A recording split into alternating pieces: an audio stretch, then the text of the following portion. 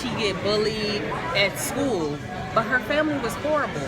Like, it seems like in most people's lives, you at least have one or two people who are like, you know, you're beautiful on the inside. No, she didn't have anybody to tell her anything positive. And she was getting like verbally and physically abused. And that was... How are you getting abused by somebody who can't get out the bed? That's just what... That was my main question. In addition to your brother, like, first off, if he don't have no food to eat, so what? You let him be choice. You First don't off, like the hand that feeds when you. he spit in her face, when he spit food in her face, he would have died today. But why was other people in the family there and didn't say nothing, didn't do nothing? Exactly. That was at Thanksgiving when the whole family was there. So the whole family hit, and he just like, ma'am. I did, but Mine was smell like that too.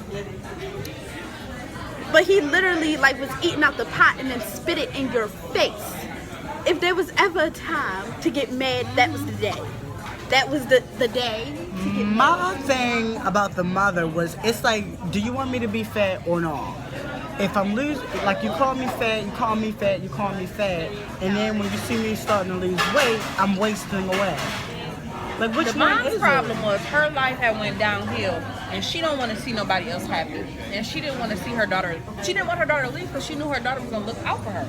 Right. She counted on her being fat, not getting no man, and taking care of her for the rest of her life. But even then, when the whole situation happened with the father writing the letter to the uncle, and the uncle was like, your mother's just not a nice person.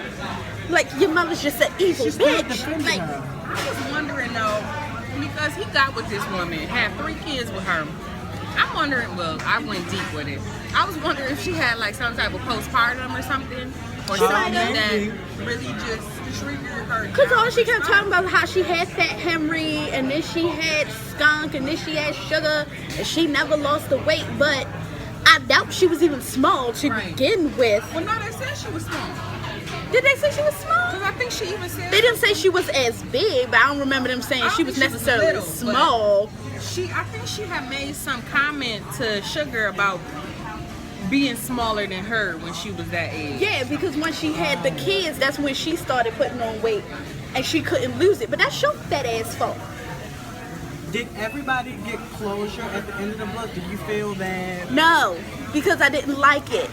I don't feel that Sugar and her mother got closure. I felt like Sugar... And they're not gonna get closure, but there's no closure to be had. There's no closure to be had. Her mother doesn't want her to succeed. I wanted her mother to die.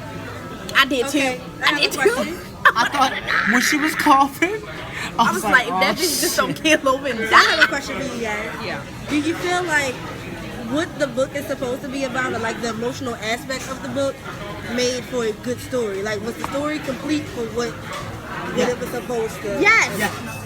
But I wanted her mother to die, or like Skunk to die, because she don't need them in her life. Like, my thing is, like Shamil said, she was already emotionally damaged. Yeah. And you feel for her the entire book, and you feel so bad for her. She fell in love with a guy in the book that we haven't really talked about him yet. And then he died. They were just friends. And he really was building her up, building a solid relationship with her. Initially, it wasn't romantic or whatever. It was just him being somebody to talk to and confide in, and he was just as fucked up as her. So I guess they're both confiding in each other, and like, I thought I had it the worst in life, and here I have somebody else that has it just as worse as me. He got abused by his father, and his mother died. She gets verbally abused and physically abused by her mom, so the first time she saw him with a black eye, he's thinking, let me hide away from her, but she's like, been there, done that, you know? And even then, with the mother talking about how the father left her with these 3 kids and X, Y, and Z, and then you find out that she lied and said he was selling drugs, so they put him out the country. Let's talk and he about- can't come back in the deported him. country. How She had him messed deported, up of a telling the person are you? kids that he left them and left the kids, and he don't want y'all. How messed up a person are you to have 3 kids with somebody and not even know their ethnicity, and to tell your kids they're Puerto Rican when they Mexican? I was like, wait, they Mexican? Wait, so why was she telling them that they were Puerto Rican? We don't She didn't know. She didn't know. They had came from Puerto Rico. They were in Mexico. They went to Puerto Rico to work. to work, and then they came They there. came up here. But they were not But they Puerto were Rican. Mexican. They were Mexican. So these kids grow up all their life thinking they Puerto Rican. And Wait, is They this? call her children. Is this? Think about that. I think this is one. Okay, I think this is one. Sometimes I want to call you that, or Suge, or darling, or babe. LOL. For some reason, okay, yeah, this is the second letter. For some reason, I couldn't get up the courage to give you the first letter I wrote or the second one either, but I realized why now. I wasn't saying everything I meant, or I wasn't saying enough, I guess. I've come to realize over these months since we met, went to the lodge together, then to New York, those big moments and then all the other little ones in between, that you and I fit together like 2 pieces of a puzzle, maybe the most important pieces.